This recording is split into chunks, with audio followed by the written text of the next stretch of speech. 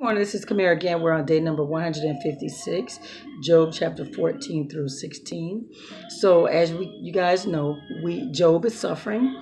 He's lost everything. Well, not everything, but all of his livelihood and his servants, his children, in a lot of pain, sores from head to toe, maggots, pus coming out of his sores, tormented, can't sleep, not even for comfort.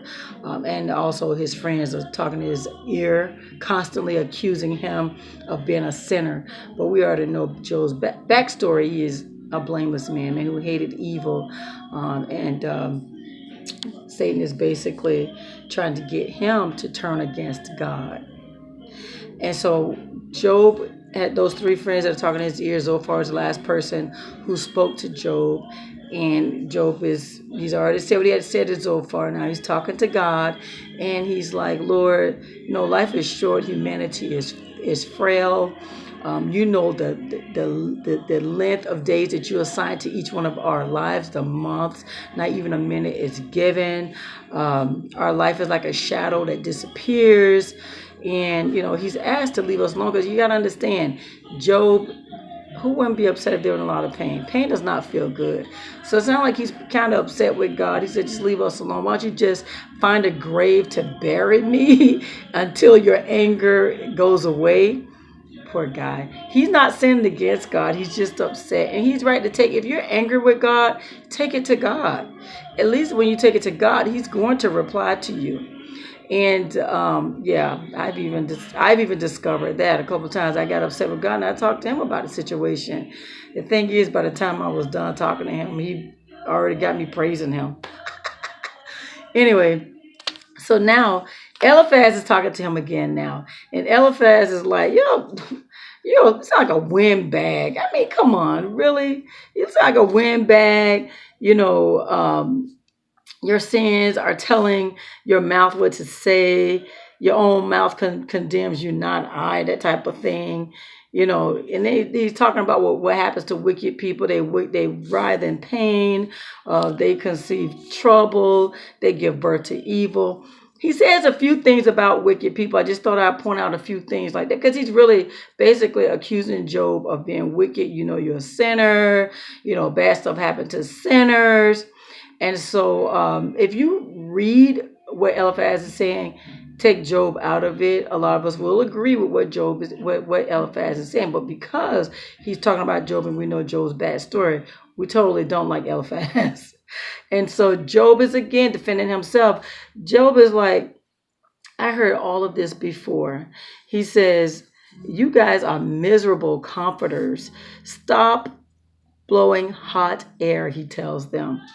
He said, I could do the same to you if I was in your situation or you were in my situation. He says, but I wouldn't do that. He says, if you were in pain, I would encourage you. I would find a way to help stop your grieving. Isn't that something? That's how Job would deal with the situation. And clearly he's done that before because in earlier chapters, they mentioned how Job would help people, but he would I guess his heart wasn't there, like they knew his heart, right?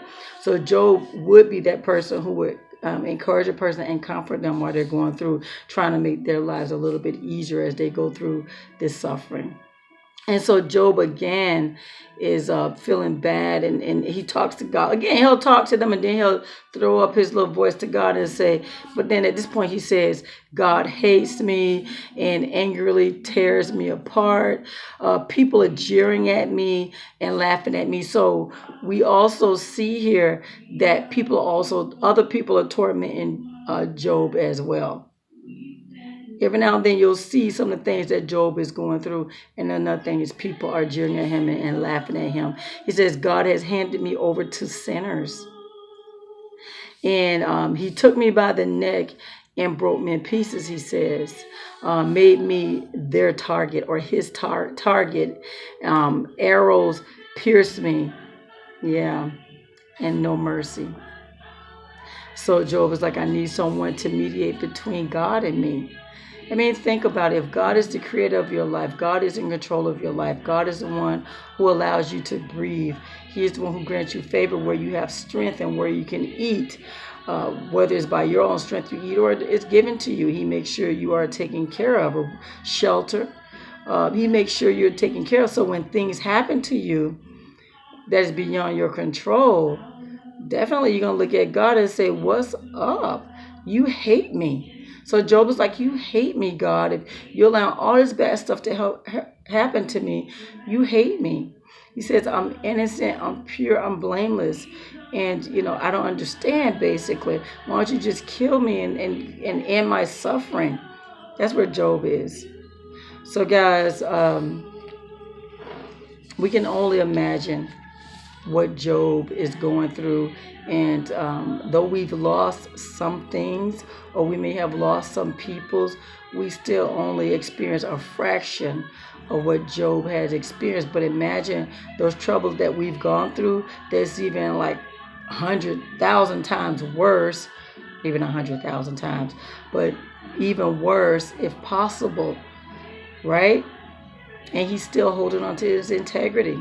Yes, he is. His wife told him in the beginning, just curse God and die.